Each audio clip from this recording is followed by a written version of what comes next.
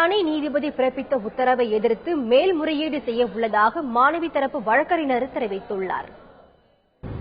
என் பொண்ணோட போஸ்ட்மார்ட்டம் பண்றது நான் ரொம்ப நாளா ஒரு வாரமா வந்து போயிட்டு இருக்கேன். இன்னைக்கு தர நாளைக்கு தரேன் இன்னைக்கு தரேன் சொல்லியிருந்தாங்க. இன்னைக்கு சரி இன்னைக்கு ஃபைனலா முடிச்சு கொடுத்துருவாங்க சொல்லிட்டு வந்தேன். ஆனா இன்னைக்கு சொல்றாங்க இதெல்லாம் முடியாது, பாடி அழுகி போயிட்டு இருக்கோம், இது எதையும் கண்டுபிடிக்க முடியாது தடையெல்லாம் அப்படின்றாங்க. புதைக்கப்பட்டு 15 நாட்கள் மேல ஆனாலும் கூட அந்த உடல்ல நிறமாற்றம் இருந்தா கண்டுபிடிக்க முடியும். அதே மாதிரி ரத்த காயங்கள் இருந்தா கண்டுபிடிக்க முடியும். அப்புறம் சரண்யா உடல்ல உள்ள சில உறுப்புகள் எடுக்கப்படாம இருக்கலாம், அதையும் வச்சு கண்டுபிடிக்க முடியும்னு எங்க டாக்டர் சொல்றாரு. நாங்க உடனடியாக இன்றைக்கே இந்த தீர்ப்பின் மீது மேல்முறையீடு செய்ய போறோம்.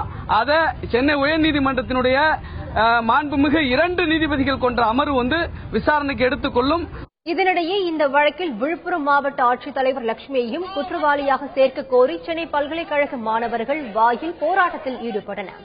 அப்போது பல்கலைக்கழக வளாகத்துக்குள் நுழைந்த காவல்துறை வாகனத்தை அடித்து நொறுக்க மாணவர்கள் இரும்பு தடியுடன் வேகமாக சென்றதால் பரபரப்பு ஏற்பட்டது.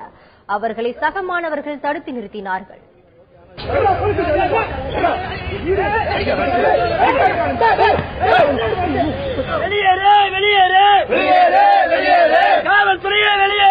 அவங்க உங்களை பாதுகாப்புக்காக எதுக்காக கூப்பிட்டுருக்காங்களா? எங்க கேம்பஸ் கல்லு பதிக்கப்பட்டிருக்க வரையும்